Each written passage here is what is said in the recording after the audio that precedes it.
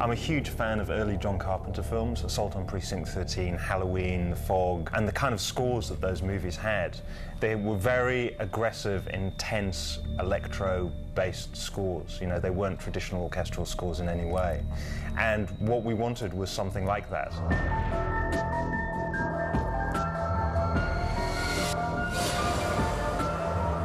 Kind of like early Carpenter, but for the 21st century. We definitely needed something very different to the usual just straight composer route. And that's why, you know, we came up with the idea of pairing Marco and Manson, because, you know, I felt they'd be very, very complementary if we could actually pull it off. And when we talked about it, everyone said, you're insane, it'll never work, you know, you'll never be able to get them. But, you know, I was a huge fan of Marco's because of the Scream movies and Mimic as well, which is a fantastic score. So I'm scared to death of horror movies. I think the first horror movie I've seen was Scream. But the thing it does lend itself to, scary movies and horror movies, it does lend itself really well to exploring different timbres, orchestral timbres, and 20th century music techniques, which, you know, I'm a big fan of. I think that's why this is sort of a genre thing that has worked out. Well, whenever I write music for my own albums, I've always got some sort of image or scene, or I'm often kind of making a concept of a record to begin with. So it was always a dream of mine to be able to compose music to an image, because I don't feel you can have one without the other.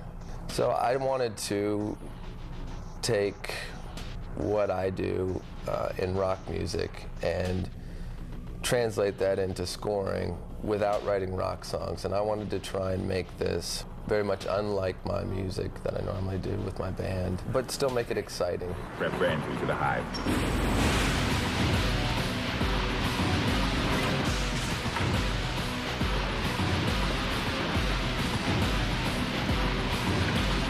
So there is a lot of heavy guitar elements to it, but there's also a lot of very melodic and very specific sound textures that try and enhance the scene.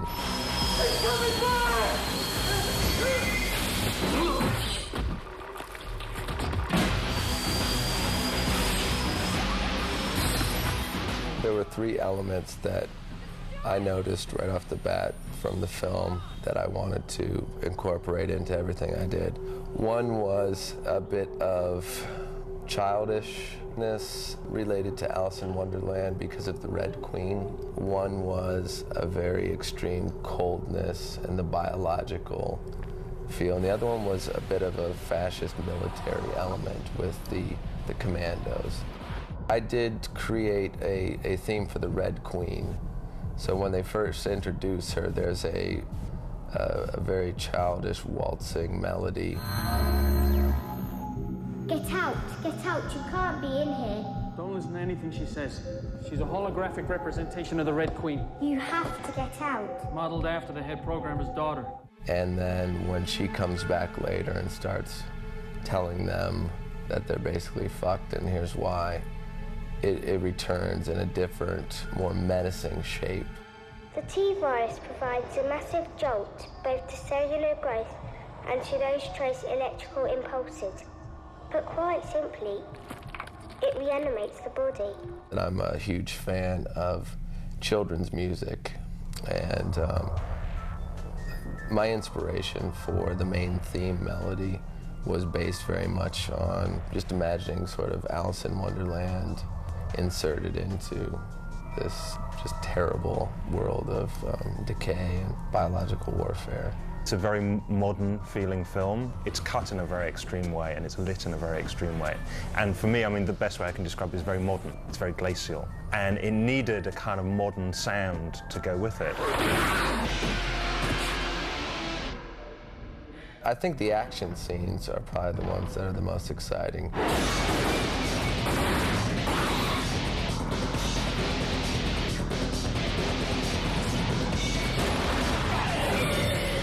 That very electronic, very rigid metal guitars that couldn't possibly be played by a rock and roll band. It's completely electronic, completely cold and emotionless and just violent.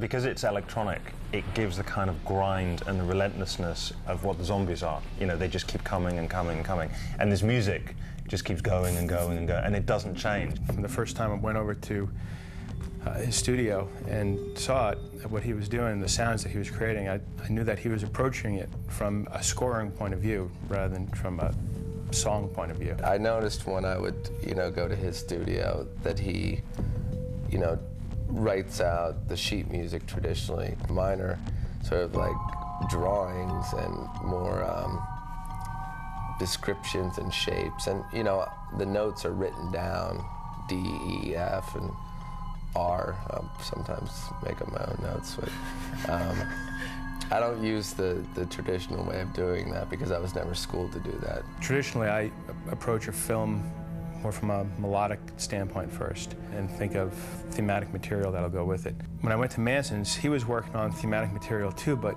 stuff was texturally based and sonically based. When we first started working with Manson, it was almost like working with a sound designer rather than a composer, because the first thing he played me was like 10 noises, almost like a really fucked up ticking clock, and just strange sounds, and I go, I like that, I like that, I don't like that.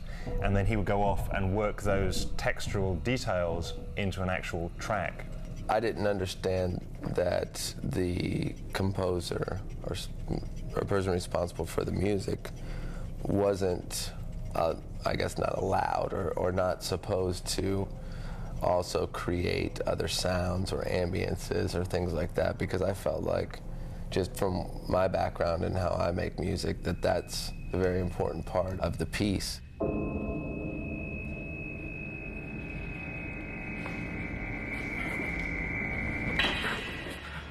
Lynch is a good example of his films and the drones and things like that he uses quite often in from Elephant Man or Blue Velvet and things like that. Very, very essential to a movie and very essential to the way I work.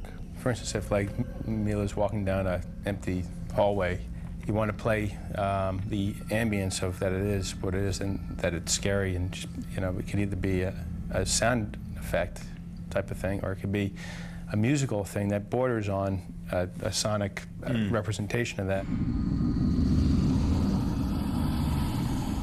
I feel like I've been able to, over the years, accomplish and have a knack for figuring out what notes and what melodies create what sort of moods. And I'm a big fan of also what frequencies do to people, much like when a dog hears a high frequency that we don't hear. Our editor, Alex, has this really cute miniature poodle, and this poodle just sits at his feet, like totally devoted, like for working really long hours, like 16 hours a day, just sits there. Calm, quiet, loving poodle. Sometimes it sits at his feet and just stares up at him like that. And then one day, this dog went berserk. He's like running around, barking, trying to get out the window. And we're like looking at this, what's got into the dog? I mean, what's it eaten? And we realized we were laying Manson's music up. And there's clearly something in the music was driving the dog completely insane. I figured it was one of the high frequency noises that he kept threatening to put in the movie to like fuck everyone up. There are similar things that can be done to human beings as well. And sometimes people won't know why they feel the way they do when they hear my stuff. And if it gives them some sort of intestinal problems, that could be my fault as well. It's turned out much better than I ever thought it was going to be. And I think what's really original about it is that it feels like source music. It feels like music we've taken off people's albums, but it fits perfectly with the picture. So it kind of works like score, but it feels like source. So we started calling it scorce music. I enjoyed scoring so much that it probably frightens my band, because it's something that came much more naturally to me, even though I'm not a classically trained musician. I approach it in a childish way and just do things by what feels and sounds right. And if it scares me or makes me feel a certain way, then I know that it's working right.